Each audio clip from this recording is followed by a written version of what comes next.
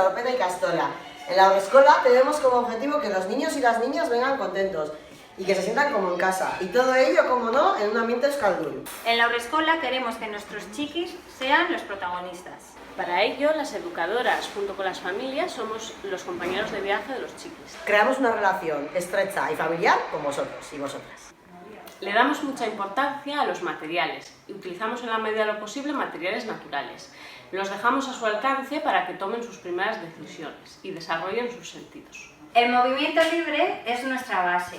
Respetamos el ritmo de cada niño y de cada niña y para ello les ofrecemos diferentes materiales. Esta es nuestra sala de arte y en ella nuestros peques y nuestras peques trabajan su creatividad usando diferentes materiales como la arcilla, la plastilina, las pinturas, los rotuladores y un montón de cosas más. Y aquí también hacemos experimentaciones y gracias a ellas trabajamos matemática, lenguaje, motricidad y ciencias y unas cuantas cosas más.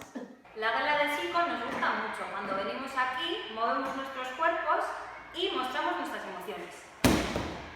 ¡Venid con nosotras! ¡Os esperamos! ¡Agur!